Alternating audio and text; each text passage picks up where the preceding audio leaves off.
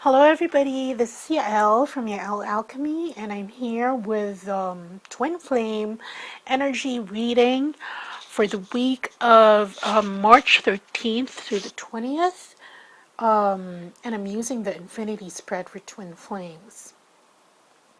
Okay, and so how was everybody last week? Last week was really tough for me.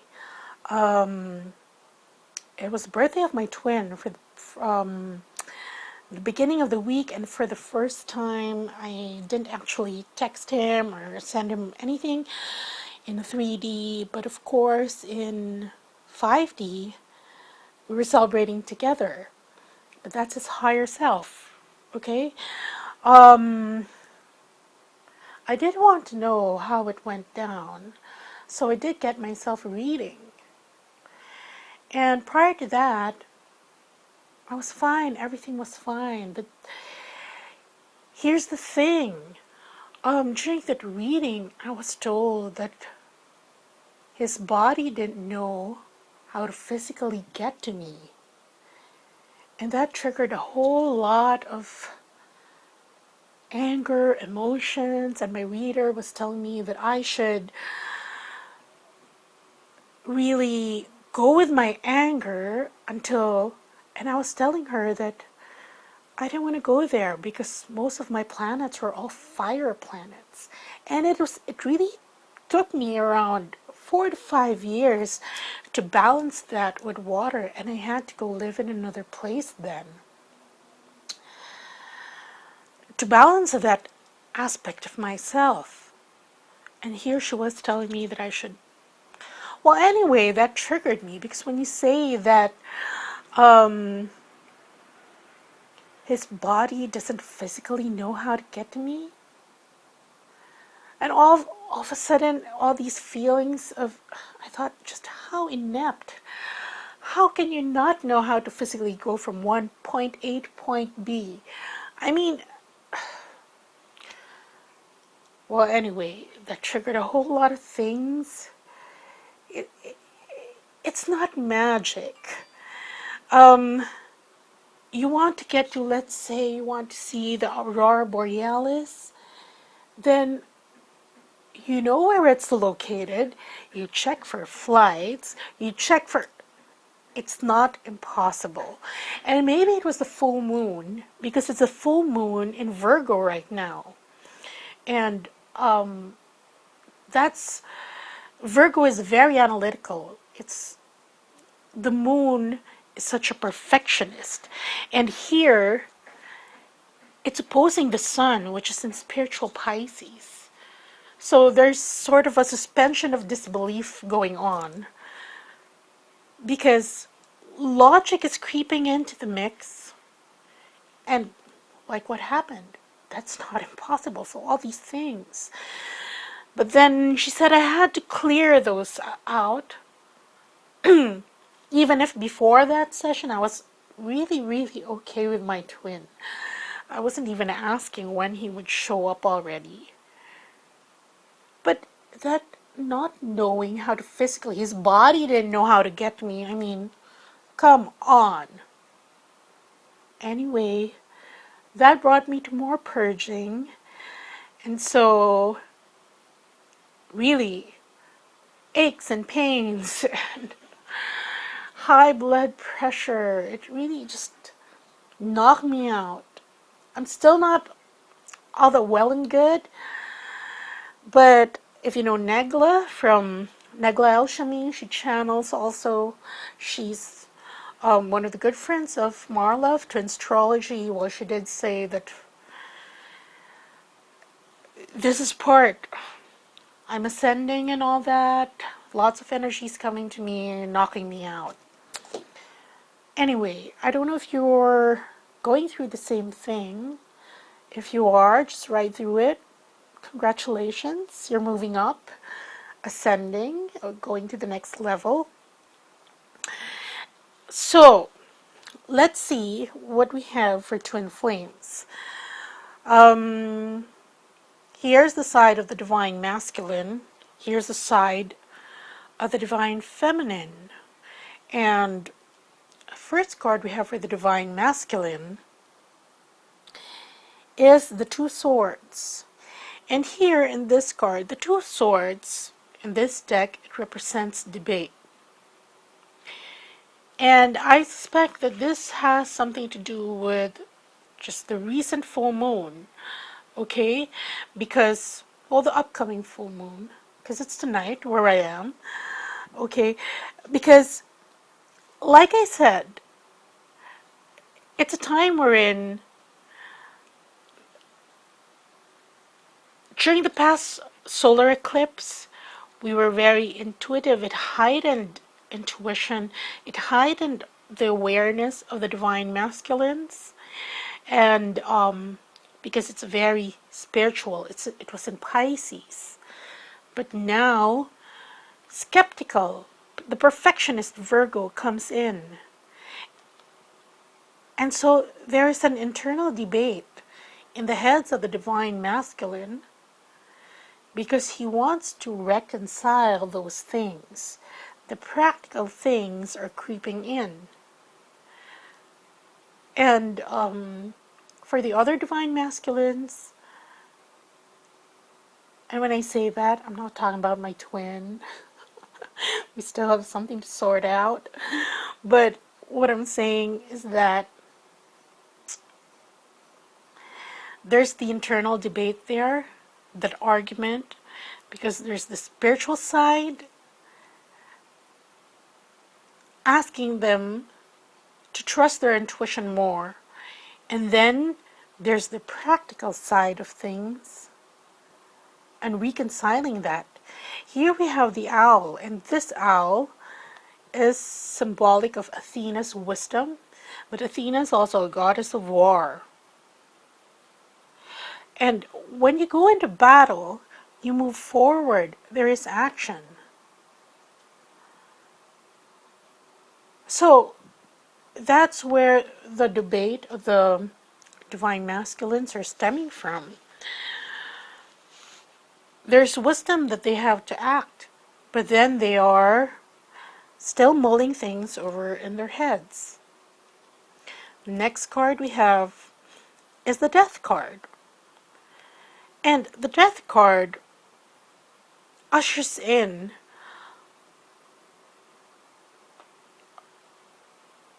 an ending. An ending, not necessarily a physical ending. This is most often a metaphorical ending of the status quo, how things were, how the divine masculines used to see their life. And we'll get more clarity on this later on when we get clarifiers. And next, see here. Here we have the Nine of Cups, and the Nine of Cups is a stag, okay, atop a hill, and then there are 9 cups there. And this means that this stag, the divine masculines, are able to see things from a different vantage point. Their perspective is elevated now. And by reason of that elevated perspective, he's more able to count his blessings, because these are dreams, these are wishes, these cups represent emotional fulfillment. And this is coming. This will be as a result of this change. So, depending on where, what phase, what stage your divine masculine is at, then he may be seeing a new way of getting this emotional fulfillment, which is part of his hopes and dreams. It may be the unconventional way, because, look, if the old paradigm, the old stereotype, that twin flames, the traditional stereotype, the twin flames are trying to expand the appreciation of that it's not limited to that, because now we are in a period of expansion, not exclusion, wherein if it's not this, it's that. Putting things into boxes. Here, there's unity consciousness. And he's seeing that because if before he discounted you as a potential relationship partner, or because it was too complicated, either you live somewhere else, either you have kids, you're with a karmic, or he's married. Now he's looking at things at a different way, wherein he's seeing that it is entirely possible that this, albeit unconventional setup, could actually bring him the fulfillment, the emotional fulfillment that he's been looking for all this time. Because here it's under the mountain on which the stag is up. And he realizes that what he's been looking for has been under his hooves all along. But he's had to climb up this mountain and look from a different angle to realize that. And the last card we have for the Divine Masculine is the King of Swords. And here, the King of Swords, well, is the highest court card of the suit. He doesn't need clouds to fly to support him in the air, because he can do that. He's a very well-known, strong predator. He goes after what he wants. He zooms in on it. And this card appeared last week. Actually, several of these cards appeared last week. And I don't know, I do shuffle the cards, I do pray them over, but if that's the message, that's the message. Because realistically, when you're working at something big and complex, you don't expect it to turn this way and that. The progress is measured in increments. So, for those who keep whining that it's the same message day in and day out, well, it's like the sun orbiting the earth. It takes time. You don't notice it, or the sun turning around, the earth turning around on its own axis.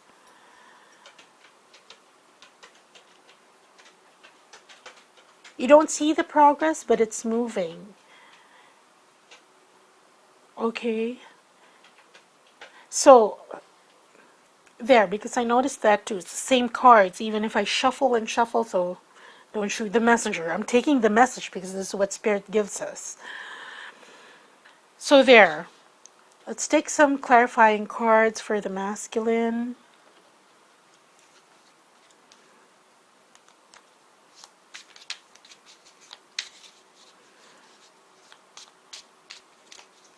Okay.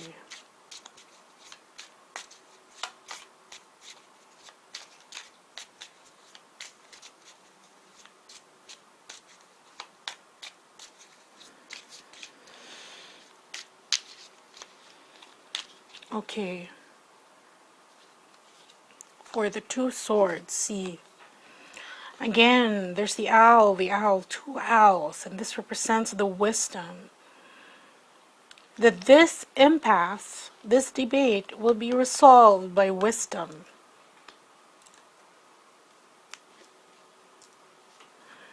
For the death card, see, this is pleasure, and actually this reminds me of, in some way, the Divine Masculines are enjoying this change despite the fact that it is very difficult on them, especially for the older Divine Masculines who are more set in their ways. It's very difficult. For the older ones, they have to look forward to a new life, and that's terrifying for them. But because most of these Divine Masculines also have withstood situations with their karmics that have lasted a number of years, despite the fact that they were unhappy. But because they thought they had to be there out of obligation, out of a skewed sense of love, they've gotten used to this pain. So this is a certain kind of masochism, that there is pleasure in the pain that they're experiencing from this death, this ending. That's one. The other one is that when they finish this, that is the message that the crows bring, that all those pains associated with this transformation, they're going to bring greater pleasure once it's over. It's like dying is the hard part. The death part is easy. You just stop breathing. But all the things leading up to that point, that's difficult. And now for the, okay. See, this is intelligence, using smarts, and that's when he gets this different vantage point. Because when you do get there, there are people, you show them the view, and even if it's the view of, I don't know, one of the world wonders of the world, let's say. But if you don't have an appreciation of it, then you won't fully, its impact will be diminished. That's why the divine masculines are being asked to learn more about it, learn more about what their desires are, to fully fine-tune them, so that because if you don't know what you want, you don't know that it's just right there in front of you. So that's what the divine masculines, he's getting smarter as regards looking at things in a different way. And for the King of Swords,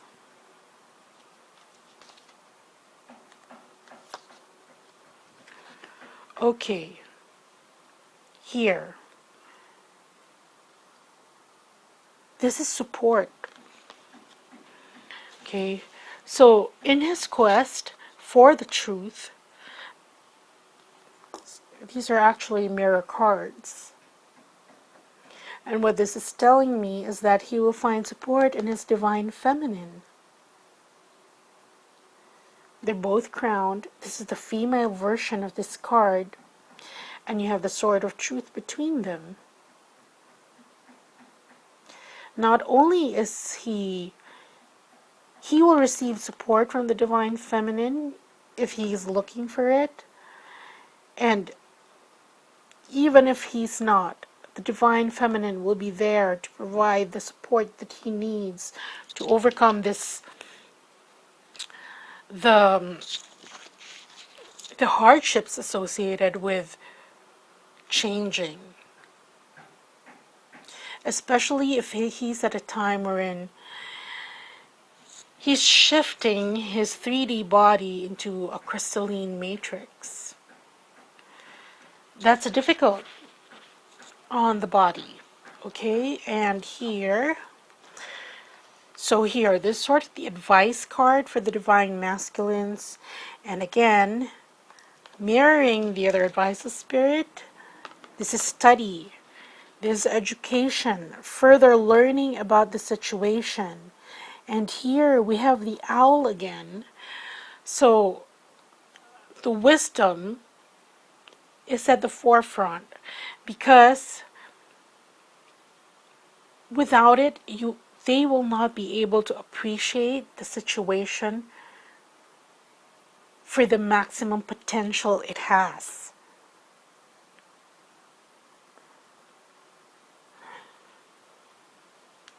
And here We have the dragons helping them, healing them. So that's what the divine masculines need at this time. And let's go on to the divine feminines. First card we have is the Three of Wands. And here we have a boat there with one, this is actually staffs. One staff there, which is burning. And there's two staffs here. One is about to burn down. And here in this boat, there is the insignia of the eye, and that was popular in the Greek and Phoenician times, was to ward off evil spirits. But this saying that the divine feminines are continuing on in their journey. And if ever, because here this looks like this staff used to be here, but it was replaced because it's already burned down. That's why it's here on the land. So what this is saying is that most divine feminines, sometimes, because this is their desire, sometimes their desire wanes, but when that happens, they make sure to replenish, to replace, because this is indicative of the harvest coming in, those ships coming in, whatever you've invested in before, there is a return of that investment already. But in order to keep that ship moving, the mast has to, the sail has to be put up, okay, so that it can catch the wind and it can lead the boat forward. And you see, it can't do that if the mast, this staff that's holding this sail, is burnt down. That's why there's a continual replenishment of the mast, the staffs, so that when this staff burns down, there's another replacement, so that the journey continues. It moves forward to get to the destination and the reward. Next card we have for the divine feminine is the High Priestess. Again, similar cards with last week. And the High Priestess represents greater intuition, and it's a greater intuition that facilitates an internal transformation, as can be seen in the violet garb. And what she's learning about now, if you notice her book there is a cup, the inverted triangle, symbolic of the cup, symbolic of the Holy Grail, and this is symbolic of being urged to surrender and to trust in your intuition. The things will come as they should. Next card we have for the divine feminines is the Two of Coins. Again, another card from last week. And here we see, well, the lemniscate, okay, the infinity symbol, which is why these cards are like that. This spread was actually channeled to me by Spirit. I wasn't offering public readings then, but I found it very helpful. I was asking for something, a spread to help me and my twin so that I could see it from a bird's eye view and see how the energy moves between us. And this is what Spirit gave me. And I find it very helpful. So thank you for that, Spirit. Anyway, here we have the lion eating the eagle. The eagle here is the feminine, the lion is the masculine, and the lion represents the fixed energies, ego, the volatile energies, and this means that the situation is changing, wherein the lion, which representing the fixed energies, will be consuming the unstable energy. That's why, and the divine feminines, they know it. So they continue this motion because this perpetual motion of changing, of continually trying to stabilize what was previously unstable, that's going to lead to a sort of a spiritual promotion, your spiritual evolution.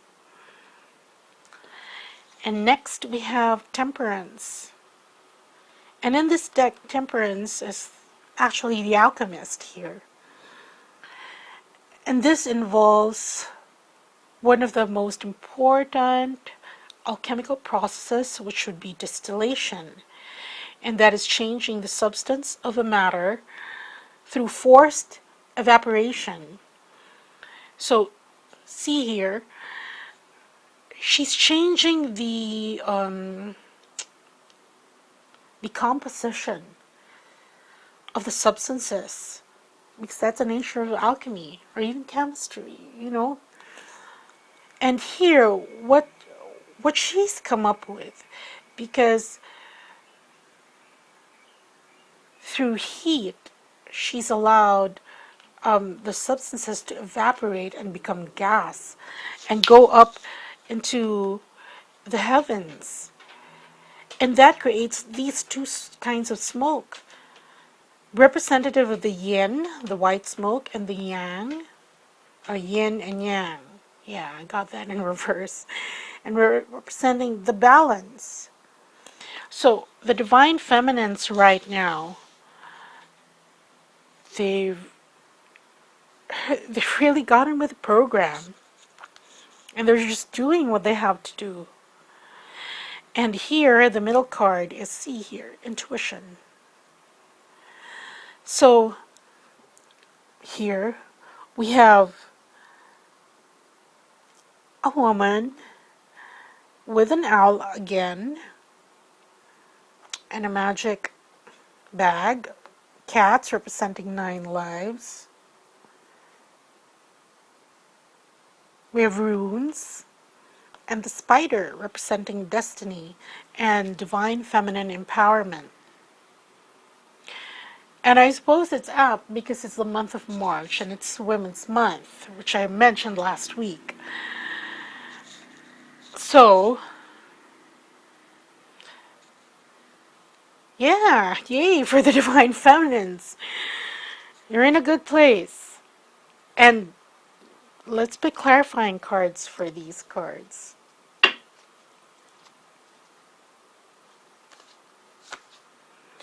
Okay. Here, for the Three of Staffs, we have discovery. And discovery means that perhaps before you thought that you only had one staff there, and that if that staff burned down, that was it. That was the end of your journey. The boat can't move. And some of you are just discovering right now that this can be replenished. It's like exercising. When you're doing a marathon, you pace yourself. You pace yourself so that you don't burn out in the middle and you get too tired. That's different from, let's say, a sprint. Or even when you're doing high intensity interval training, you have to pace yourself. And some of the divine feminines are just realizing their own capacity to heal themselves and to, it's like falling in love again. with your twin after hitting rock bottom, getting so depressed, and then you realize, you remember what this journey is about.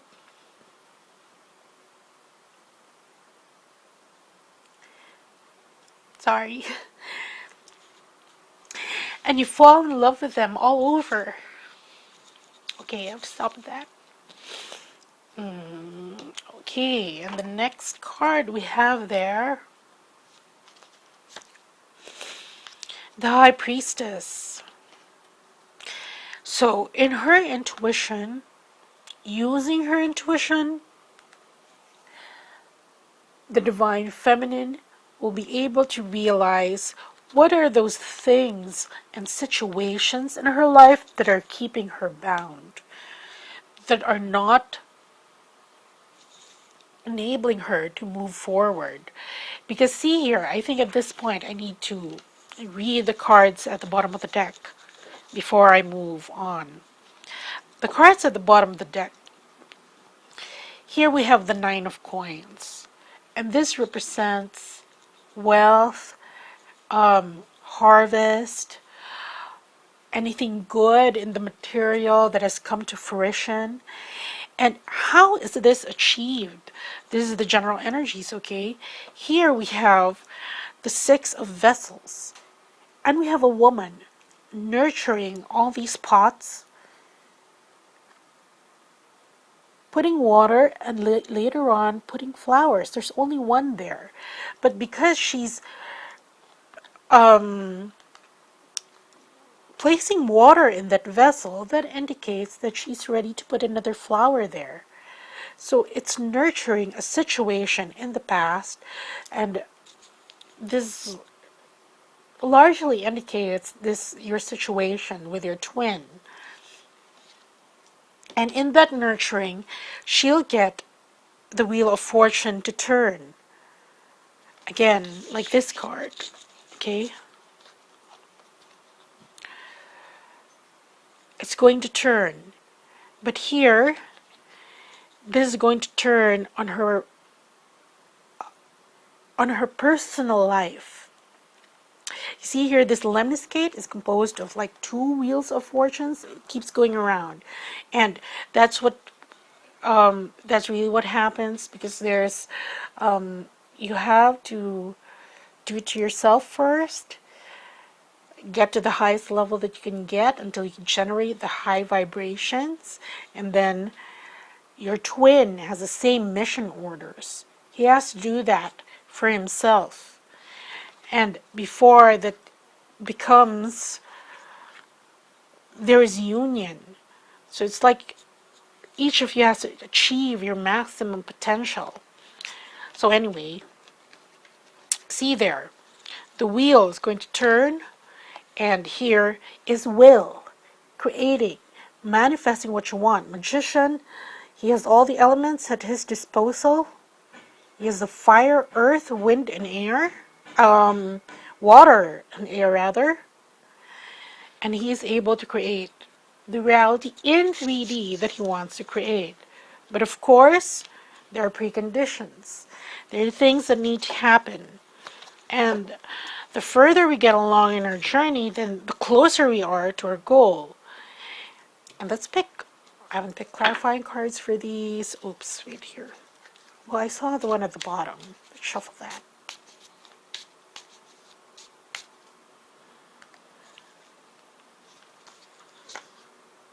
Okay.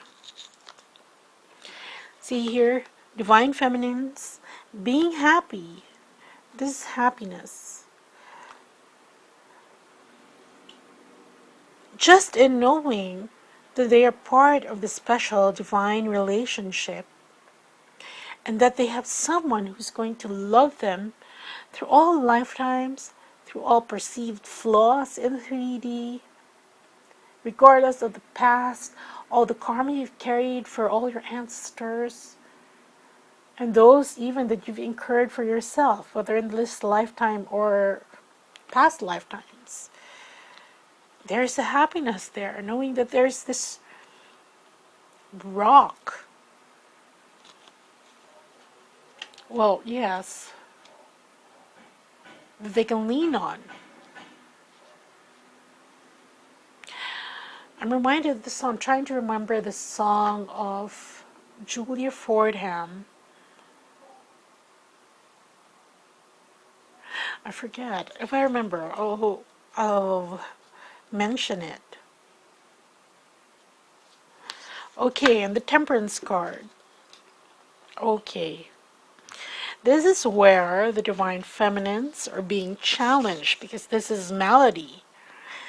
So sometimes they don't have their game faces on, and they're not that patient, basically. This is all that this is saying. Because, you know, when you're